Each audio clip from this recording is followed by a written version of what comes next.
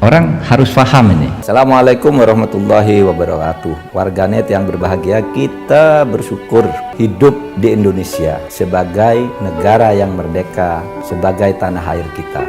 Mari cintai tanah air kita ini agar kita bisa melaksanakan perintah Allah dengan sebaik-baiknya. Dengan tingkat kepuasan yang akan sampai 82,2%, banyak yang meyakini, analis politik satu suara mengatakan bahwa Jokowi adalah Kingmaker 2024. Survei Indometer, Jokowi tak ingin legasinya dirusak oleh sosok yang tidak dapat dipercayai. Hasil riset lembaga survei Indometer menunjukkan kepuasan publik terhadap kinerja pemerintahan Presiden Joko Widodo mencapai 81,4%, dengan 9,6% diantaranya menyatakan sangat puas. Di tengah tingginya tingkat kepuasan publik yang menembus 81,4%, Jokowi menjadi faktor penentu dalam Pilpres 2024. Tetap tingginya tingkat kepuasan publik, bahkan mencapai rekor tertinggi di atas 80%, merupakan fenomena yang baru terjadi pada masa Jokowi. Pada pemerintahan sebelumnya, ketika masa jabatan 2 periode akan berakhir, hanya separuh yang merasa puas. Berbeda dengan para pendahulunya, Jokowi tidak bersikap diam dan berpangku tangan dalam kontestasi untuk memilih pemimpin nasional berikutnya. Jokowi mendorong sejumlah tokoh untuk maju, baik sebagai calon presiden maupun calon wakil presiden. Jokowi tidak ingin legasi pembangunan yang telah diletakkannya dirusak oleh sosok yang tidak dapat dipercayainya, bahwa para bakal calon presiden maupun bakal calon wakil presiden yang ingin berlaga pun harus memperhitungkan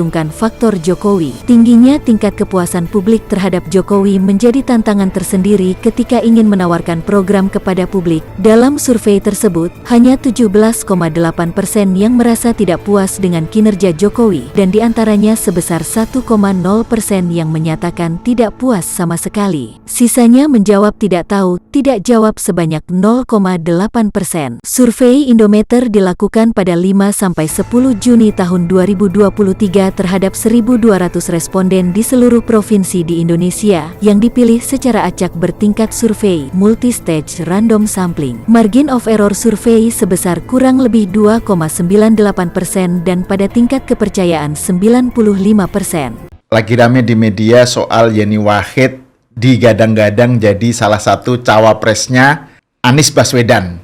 Ini rame karena kan katanya Anies akan mengumumkan soal cawapresnya itu setelah Anies pulang dari Saudi ya, dari haji. Nah ini ada respon dari Yeni Wahid, nanti bisa kita lihat di videonya. Dan saya ingin kita ngobrol dengan Bung Adi Prayetno. Ini saya kira termasuk pengamat politik yang cukup banyak mengetahui tentang jeroannya Islam politik ya, politik Islam, terutama NU lah ya. Soal Yeni Wahid nih, ini kita lihat ya videonya dulu ya, videonya. Kalau soal pasangan dengan siapa, nggak tahu, proses politiknya masih jauh. Memangnya Mas Baswedan sudah pasti bisa nyalon? Belum tentu juga. Memangnya Pak Prabowo pasti bisa nyalon? Belum tentu juga. Ini semua masih jauh, Belandanya masih jauh. Santai dulu, ngopi-ngopi aja gitu. Nah tapi jawaban bahwa corak politik saya akan seperti apa, saya punya pertanggungjawaban yang harus saya pegang terhadap nilai-nilai yang selama ini sudah dianut oleh keluarga saya. Nah itu yang akan jadi penerang jalan. Ya, kalau soal Anies Baswedan punya reputasi tertentu, biar Anies Baswedan yang jawab. Kalau saya pasti akan stay true to my values. Tindakan-tindakan politik saya akan didasarkan kepada nilai. Karena hanya itu yang saya punya. Kalau reputasi sudah rusak, dan ini pelajaran untuk para politisi-politisi muda.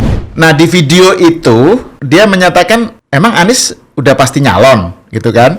Terus yang kedua Mbak Yeni bicara mengenai bahwa politiknya berdasarkan nilai dan bahwa dia melihat reputasi Anies itu nggak cocok lah dengan nilai yang dia perjuangkan. Menurut Bang Adi gimana? Ya, saya kira dua hal. Pertama, Anies ini sepertinya paham betul soal sisi kelemahannya maju di 2024 ya. Bukan hanya soal misalnya ambang batas presiden 20% yang tidak terlampau aman, tapi persoalan bagaimana pemilih-pemilih Nahdlin itu memang tidak terlampau terkonsolidasi ke Anies. Makanya tidak mengherankan kalau Anies dan Nasdem misalnya seringkali silih berganti menyebut tokoh-tokoh NU yang dinilai potensial bisa menjadi pendamping Anies. Sebelum Yeni kan Khofifah sering disebut. Itu hilir mudik. Khofifah dianggap sebagai sosok yang dianggap mengorkestrasi kekuatan politik di Jawa Timur. Posisinya sebagai gubernur dalam konteks itu. Dianggap mampu mengonsolidasi kekuatan politik Nahdlin. Kan begitu. Dua hal ini yang sepertinya disadari betul oleh Anies dan Nasdem ya. Tapi secara perlahan Khofifah menolak. Gestur politiknya sangat kental sementara kalau Hovifah itu tidak terlampau ingin untuk bisa mendampingi Anies dan lebih tertarik untuk maju kembali di Pilkada Jatim di 2024 nanti. Maka tidak mengherankan kalau setelah itu muncul namanya Mahfud MD. Tapi Mahfud MD langsung disclaimer, terima kasih dan saya tidak mau. Saya takut merusak sempat disebut ya oleh PKS misalnya.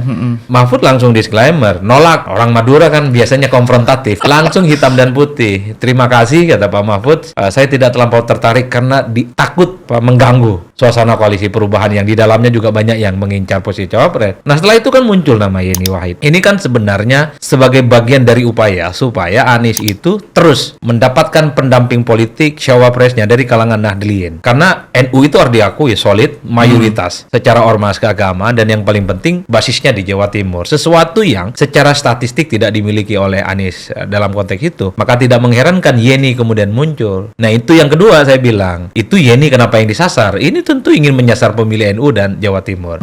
Nah, tapi Yeni sepertinya menolak halus. Agak berbeda dengan Mahfud yang menolak keras, hitam dan putih. Yeni kalau kita melihat video dan statement politiknya yang belakangan kita lihat itu ya, jelas bagi Yeni. Satu ya, pernyataan penolakannya. Apakah Mas Anies bisa dipastikan maju di 2024? Kan itu satu statement yang satir bahwa Yeni termasuk orang yang juga ragu bahwa Anies bisa maju. Ini persoalan ambang batas presiden 20%. Yang kedua kata Yeni, tentu kalaupun toh saya berpolitik, saya punya values.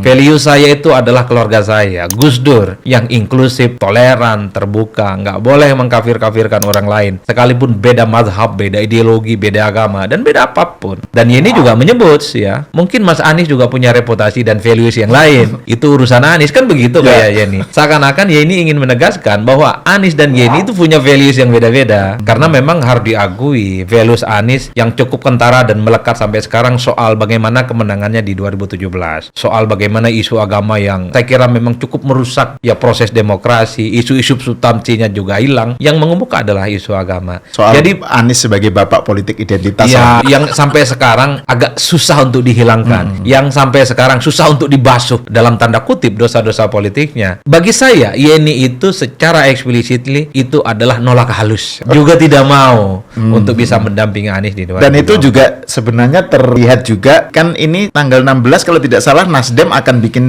perhelatan ya. Atau Siaga Akbar kalau nggak. Siaga Akbar. Ini kan usulan dari Nasdem nih. Ini ide tentang mencawapreskan Yeni Wahid itu kan dari elit-elit Nasdem ini. Terus kemudian Yeni bilang, apakah Mbak Yeni diundang di acara itu? Ya saya diundang, tapi saya ke Dubai. Itu juga bagian dari penolakan halus ya. Nolak halus lah.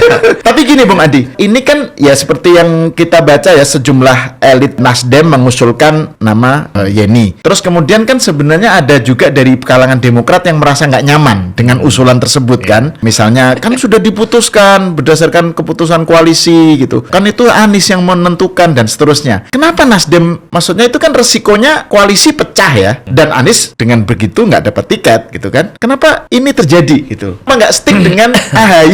Kalau melihat kecenderungan rata-rata ya, Nasdem dan Anies ini sangat gampang menghitung dan mengkalkulasi politiknya Demokrat. Jadi bagi Anies sepertinya, kalaupun toh bukan AHY, ini barang nggak mungkin kemana-mana. Artinya kalau mau jujur, Demokrat dalam konteks ini, AHY dalam konteks ini tidak terlampau dianggap dan tidak terlampau dihitung oleh Nasdem dan Anies. Dan tentu dilihat sebagai subordinasi kekuatan politiknya. Sekalipun di situ ada SBY, mantan presiden 2 periode, sekalipun Demokrat berpengalaman berkuasa 2 periode misalnya. Tapi dalam konteks 2024, bagi Nasdem, bagi Anies, Demokrat bukan siapa-siapa. Makanya tidak terlampau jadi prioritas. Ini yang sering saya ulang. AHY itu kurang apa sih ketua umum partai? Satu-satunya partai yang ini bisa mengamankan Anies dapat tiket 20%. Elektabilitas AHY dibandingkan Yeni, dibandingkan Mahfud, dibandingkan Hovifah itu lebih tinggi. AHY itu 4 besar dalam survei posisinya sebagai cawapres dan ketua partai dan ya. ketua partai. Dan yang paling penting, AHY ini replika politiknya kubu oposisi. Jadi kalau dikawinkan secara politik dengan Anies, klop nih barang. Tapi karena AHY tidak terlampau dianggap, karena dilihat subordinasi, takaran politiknya sudah bisa dibaca oleh Anies. Ya Anies beranjang sana, hampir tiap hari menyebut nama-nama lain melalui Nasdem misalnya. Viva, Andika, kemudian dulu ada Sandiaga Uno, ada Mahfud, teranyar Yeni. Bahkan muncul lagi nama itu Gatot Nurmantio dan seterusnya. Ini menunjukkan bahwa AHY itu nggak dianggap. Tapi Anda bilang juga bahwa PKS juga kan misalnya menggadang-gadang Pak Mahfud ya. Itu kan artinya berarti juga dia tidak terlalu nyaman ya dengan AHY ya. Ya PKS. artinya mungkin ya bagi PKS bahkan oleh Nasdem sekalipun AHY ini dianggap tidak mampu menopang lobang-lobang politik yang selama ini ditinggalkan oleh Anies. Jawa Timur, karena Nahdliin itu adalah salah satu lobang yang menurut saya cukup serius yang ditinggalkan oleh Anies ya. Untuk modal bertanding di 2024. Kalau AHY bisa meyakinkan Nasdem, bisa meyakinkan Anies dan PKS terutama untuk mengonsolidasi basis politik di Jatim, syukur kalau di Jawa Tengah plus NU, saya kira Nasdem dan Anies tidak akan kemana-mana. Jadi sekalipun elektabilitas AHY masuk dalam 4 besar dalam radar cawapres, tapi ketika bicara tentang Jawa Timur dan NU, AHY juga tidak bisa mendongkrak. Makanya kemudian kalau saya berdiskusi dengan sejumlah elit Nasdem, Bang, mereka mengakui secara terbuka bahwa mereka menginginkan cawapres Anies itu kalangan Nahdliin. Jangan hanya Ganjar, jangan hanya Prabowo yang memang disukai oleh Nahdliin. Kan pertanyaan itu yang selalu diulang dan diamplifikasi. Maka tidak mengherankan tokoh-tokoh NU itu yang paling mungkin yang kemudian disorongkan untuk Anies. Cuman kan ini adalah pertanyaan publik. Mungkin Aniesnya mau dengan cawapres Nahdlatul Ulama. Cuman kan problemnya, apa iya ada orang NU mau sama Anies? Kalau melihat gesturnya rasa-rasanya belum ada ya. Tadi dari 3 nama yang Anda sebutkan, Khofifah menolak. Oh ya, pokoknya nggak tertarik gitu Ya, kan. betul. Mahfud menolak. Ya, Mbak Yeni menolak dengan halus Benar, gitu. halus. Tapi ujung-ujungnya menolak juga gitu kan. Nah, terus ini kan kalau kita lihat, kalau dari pernyataan Bung Adi tadi kan memang Nasdem sejak awal pengennya itu cawapresnya Nahdliin ya.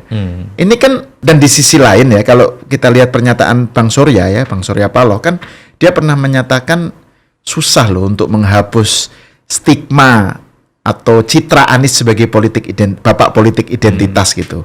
Nah, maksud saya pertanyaannya kemudian kenapa Nasdem waktu itu mengambil keputusan untuk mencapreskan Anies kalau hitungan-hitungannya seperti serumit ini gitu? Apakah itu salah kalkulasi atau bagaimana itu, Bung? Ini kan kita perlu juga bicarakan Nasdem karena kan Nasdem mau ada perhelatan kan?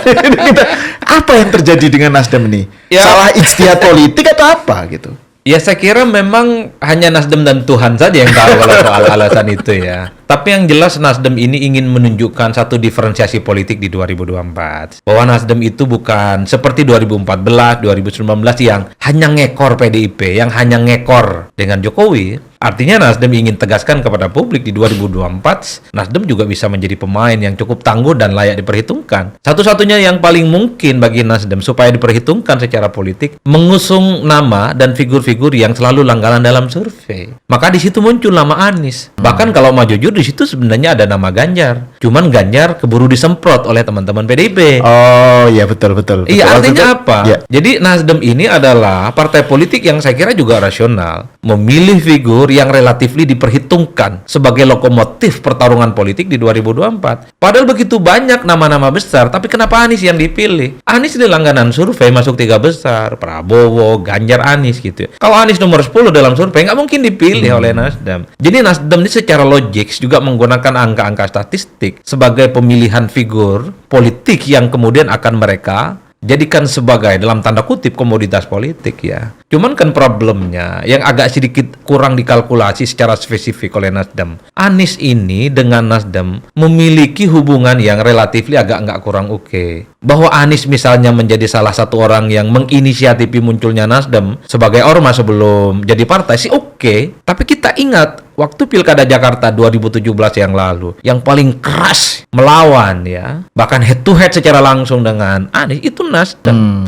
Bahkan dengan teman-teman medianya juga kan. Ya, itu loh potongan video wartawan Metro dibully sama para pendukung Anies. Bukan hanya dibully, didorong. Ini yang saya kira tidak terlampau dihitung secara matang. Semoga Allah senantiasa menuntun kita di jalan yang diridhoinya. Aku qouli hadza, astaghfirullah li wa lakum. Wassalamualaikum warahmatullahi wabarakatuh. Terima kasih.